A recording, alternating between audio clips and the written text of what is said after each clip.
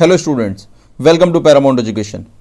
So today we are back with the another chapter, that is quadratic equation, right? So today we are going to talk about quadratic equation.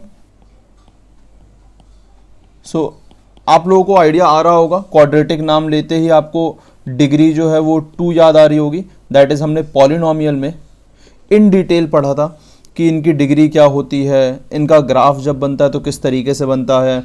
इनके ऊपर और different बातें हमने की थी कि अगर कोई भी क्वाड्रेटिक इक्वेशन होगी, राइट, सो उसे हम सॉल्व किस तरीके से कर रहे होंगे, किस तरीके से उसके फैक्टर्स फाइंड आउट कर रहे होंगे, उसका सॉल्यूशन किस तरीके से निकाल रहे होंगे. ये सारी चीज़ों पे हम ऑलरेडी बात कर चुके हैं. ये चैप्टर स्पेशली फोकस्ड है in order to solve different quadratic forms, ठीक है.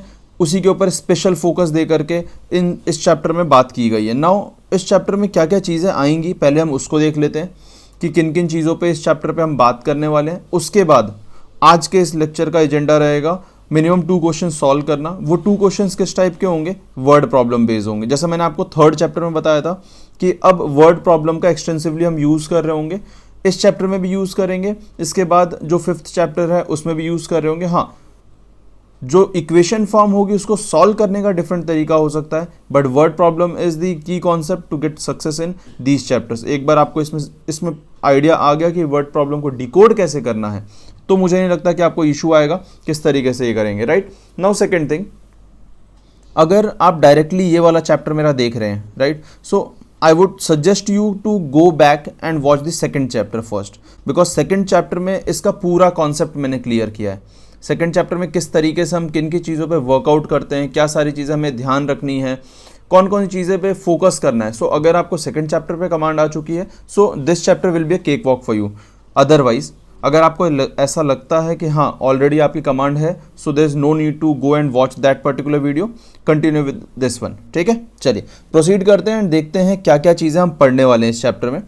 इस चैप्टर में बेसिकली हम लोग कवर करेंगे क्वाड्रेटिक इक्वेशन को एक्सटेंसिवली, राइट. थरली हम इसे पूरा कवर कर देंगे. क्वाड्रेटिक इक्वेशन में कुछ भी बचेगा नहीं, कोई भी चीज़ ऐसी नहीं होगी जिसके बारे में आपको आइडिया नहीं होगा या फिर उस टाइप के क्वेश्चन हमने किए नहीं होंगे. इस टाइप से कुछ भी नहीं बच रहा होगा. नाउ सबसे पहली चीज़ जो हम उसमें फोकस करेंगे वो करेंगे जनरल फॉर्म पे. मैंने ऑलरेडी जनरल फॉर्म बता रखा है आपको, but still we are going to give a recap of that particular thing. Now उसके सॉल्यूशन पे, राइट, किस तरीके से उसका सॉल्यूशन निकालते हैं.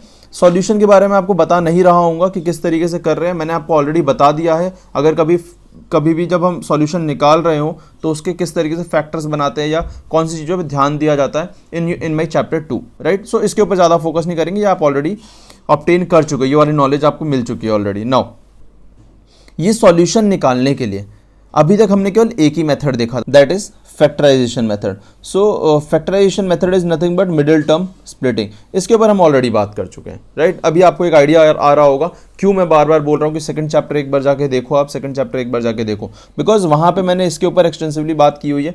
हमने इसके ऊपर बहुत सारे क्वेश्चंस भी सॉल्व किए हैं, राइट. सो ये चीज़ आप एक बार वहाँ जाके देखेंगे तो आपको ज़्यादा अच्छे से आइडिया आएगा कि हाँ जो मैं आपको बार बार बोल रहा हूँ सेकंड चैप्टर में इसका मेन क्रक्स वहाँ छुपा हुआ है. तो that is what I am talking about, that is factorization method. Now in this chapter method 2 and method 3 is also introduced in front of you, ताकि कोई भी एक क्वाड्रेटिक इक्वेशन गिवन हो, सो देर आर चांसेस कि middle term splitting में बहुत ज़्यादा complicated हो जा रहा हो. सो उसके लिए हम लोग कंप्लीटिंग स्क्वायर मेथड पे जाते हैं.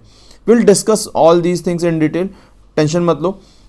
ये केवल मैं भी इंट्रोडक्शन दे रहा हूँ आपको, दैट्स वाई आपको शायद ये भारी लग रहा होगा कि सर कंप्लीटिंग स्क्वायर मेथड क्या होता है. डोंट वरी, जैसे जैसे हम प्रोसीड करेंगे all these things will be a cake walk for you. Just follow the steps which I am about to tell you in my later lectures, ठीक है. सो completing square method की एक बात होगी, देन एक क्वाड्रेटिक फॉर्मूला की बात होगी. नाउ कंप्लीटिंग स्क्वायर मेथड भी कभी कभी इतना सक्सेसफुल नहीं हो पाता कुछ क्वेश्चंस में.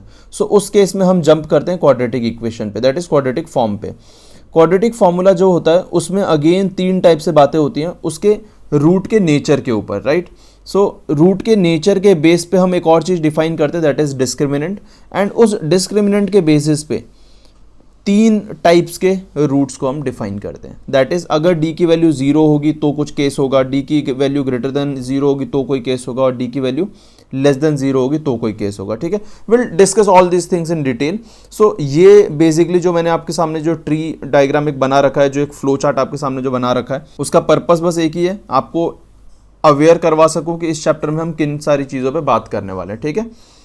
I'll take most probably I would say 12 to 13 lectures in order to complete this chapter. ठीक है, we are going to discuss all these things in detail. By the end of this lecture, all these things will be a cakewalk for you. आप देख करके answer बता रहे होंगे या फिर आपको हार्डली 30 सेकंड्स और 40 सेकंड्स और 45 सेकंड्स लग रहे होंगे एक पर्टिकुलर वर्ड प्रॉब्लम को डिकोड करने में. ठीक है, चलिए प्रोसीड करते हैं, कुछ और चीज़ों पे बात करते हैं. इसके जनरल फॉर्म देख लेते हैं एक बार. दैट इज जनरल फॉर्म अगर मैं क्वाड्रेटिक इक्वेशन की बात करूं so it is in this form, that is ax square plus bx plus c.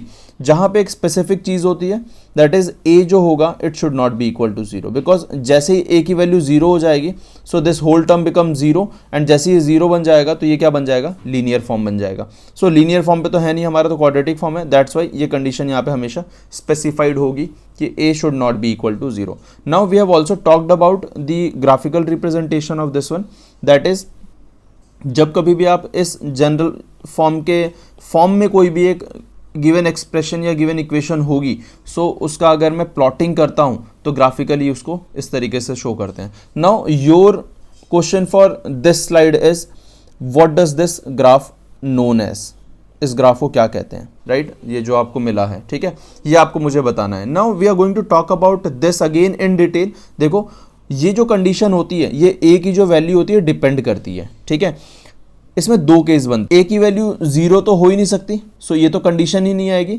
इसका मतलब a के दो केस बनेंगे. First case when a is less than zero, ठीक है, and second case when a is greater than zero. This a greater than zero should be here, this is a type of mistake. ठीक है, so when a is less than zero, so जो मैंने अभी आपको graph दिखाया उसमें आपका जो ये जो होगा ये डाउनवर्ड डायरेक्शन में होगा. मैं नाम नहीं ले रहा हूँ, इट्स जस्ट बिकॉज कि मैंने आपको ऑलरेडी क्वेश्चन दिया हुआ है, that's why I am not taking the name of it. But हाँ, अगर आपको पता है, मैं नेक्स्ट लेक्चर में इसका आंसर बताऊंगा आपको, टेंशन मत लो. सो दिस इज ये डाउनवर्ड डायरेक्शन में होगा जब कभी भी a की वैल्यू लेस देन जीरो होगी. यही अगर a की वैल्यू ग्रेटर देन जीरो होगी it will be in upward direction. Now हमेशा ये ध्यान रखना है आपको, एक्सिस ऑफ सिमेट्री हमेशा मेंटेन रहेगी. यहाँ पे एक्सिस ऑफ सिमेट्री में कोई चेंजेस नहीं आना चाहिए. जितना इस साइड रहेगा सेम चीज इस साइड रहेगा. Axis of symmetry will remain as it is. ठीक है, सो आई थिंक आपको ये आइडिया आ रहा होगा. ये सारी चीजों पे हम बात कर चुके हैं already. This is nothing but a recap of what we did in our second chapter. ठीक है, okay, so now what we are going to do is we are going to solve few questions on this quadratic equation. हम word problem को pick कर रहे होंगे, ठीक है, and उसकी इक्वेशन फॉर्म कर रहे होंगे. That's it, this is what today's agenda is. आज हमको ये नहीं करना है कि आज के दिन में सारी चीज़ें कर लेंगे. We will go in a particular flow कि इनिशियली हम इक्वेशन फॉर्म करना सीखेंगे थ्रू वर्ड प्रॉब्लम को डिकोड करके, राइट, एंड देन उसके बाद धीरे धीरे इक्वेशन बनाएंगे. इक्वेशन बनाने के बाद उसको फैक्टराइजेशन का मेथड अगेन हम उस पर एक बार ग्लिम्स लेंगे, एंड देन फिर उसके बाद धीरे धीरे जो भी आपके कंप्लीटिंग स्क्वायर मेथड है या फिर आपका जो क्वाड्रेटिक फॉर्मूला है वो उन सारी चीज़ों के बेसिस पे आगे प्रोसीड कर रहे होंगे. ठीक है, सो चलिए आज का फर्स्ट क्वेश्चन सॉल्व करते हैं. Okay, so this is what the question is. Question says represent the following situation mathematically. केवल हमें मैथमेटिकली रिप्रेजेंट करना है. That's it, we need not to solve this question. ठीक है, केवल हमें एक इक्वेशन फॉर्म कर देनी है. That will be fine, right. Now John and Jivanti together have 45 marbles. दोनों के पास मिला के कितने मार्बल्स हैं, 45. So let's write down the given thing here, that is John plus Jivanti, दोनों के पास मिला के कितने हैं, 45 मार्बल्स है. Now both of them lost 5 marbles each. दोनों ने कितने लॉस्ट किए हैं, 5 मार्बल लॉस कर. नाउ मुझे ये तो नहीं पता कि जॉन के पास कितना है एंड जीवांती के पास कितना है. मैं एज्यूम करना पड़ेगा मुझे. So let number of marbles with John is equal to x. ठीक है, x number of marbles John के पास है. सो अगर x अगर जॉन के पास है मैं ऐसा बोल सकता हूँ x plus Jivanti is equal to 45, which means Jivanti का क्या हो जाएगा, 45 minus x. So number of marbles Jivanti have कितना हो जाएगा, ये total minus x, right. Now वो ऐसा बोलता है दोनों ने कितने लॉस कर दिए, 5 मार्बल्स. सो कंडीशन 1 के अकॉर्डिंग मेरा क्या बचता है, जॉन के पास अब नंबर ऑफ मार्बल्स कितने बचे होंगे, उसके पास जितने होंगे उसमें से ही 5 लॉस करेगा वो, एंड जीवांती के पास कितने बचे होंगे, जितने उसके पास होंगे, उसके पास कितने 45 माइनस एक्स, ये उसके पास बचे हुए थे एंड इसमें से 5 और उसने लूज कर दिए. So what I will gate is 45 minus x minus 5. This will give you 40 minus x, right. Now and the product of the number of marbles they have now is 124. मतलब कि John and अगर मैं जीवांती के marbles को multiply कर दूं which means x minus 5 and 40 minus x, तो मुझे फाइनल आंसर क्या मिलना चाहिए इसका, that has to be 124. Now we would like to find how many marbles they had to start with. देखो ये जो क्वेश्चन है ये कंप्लीट क्वेश्चन है, सो यहाँ तक मुझे सॉल्व नहीं करना है. मुझे क्या करना है, केवल इक्वेशन फॉर्म करनी है. That is what my solution is. ठीक है, क्योंकि वही चीज़ यहाँ पे बोली गई है. Now when I solve this one using distributivity, so I'll get x 40 minus x minus 5 40 minus x equal to 124. This is 40x minus x square and this will be minus 200 and this is plus 5x equal to 124. When I solve this one, I'll get negative x square, right, and this is plus 45x and this will be negative 324 equal to 0.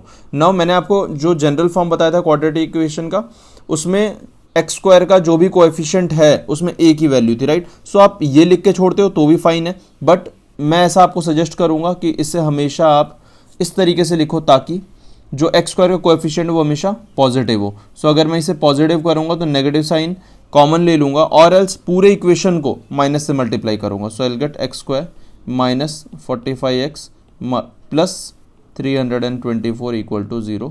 This is what my equation is, right. I hope this part is again clear to all of you.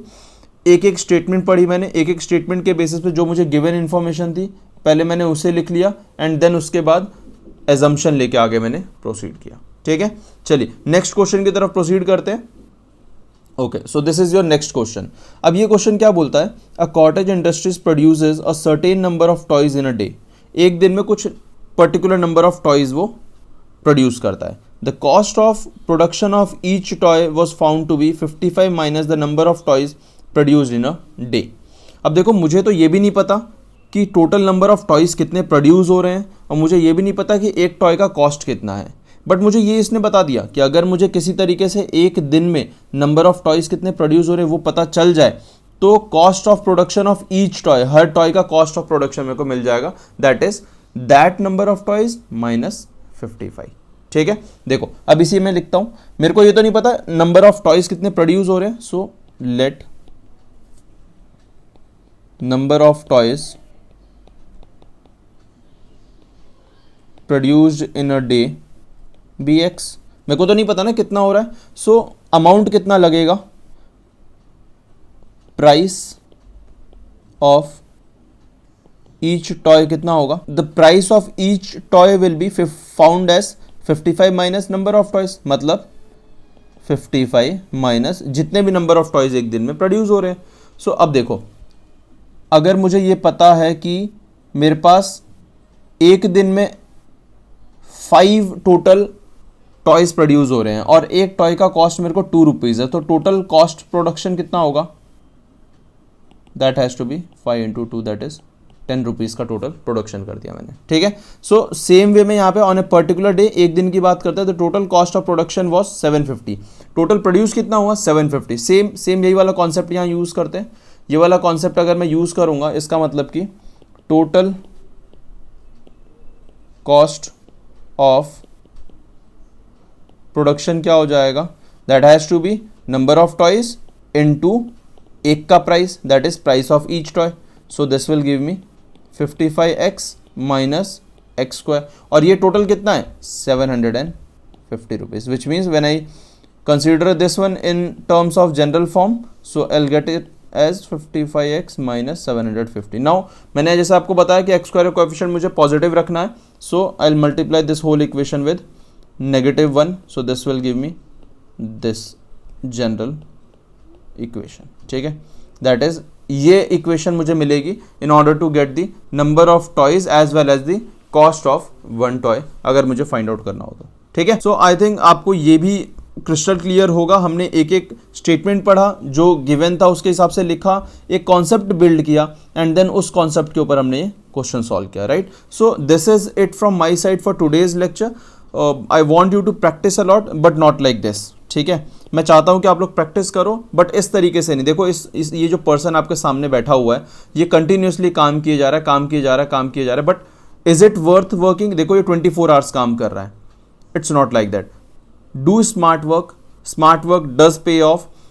Concept समझो, ठीक है, concept समझ के previous year के papers उठाओ, right, and then फिर उसके बाद उसके ऊपर डिफरेंट क्वेश्चन सॉल्व करो।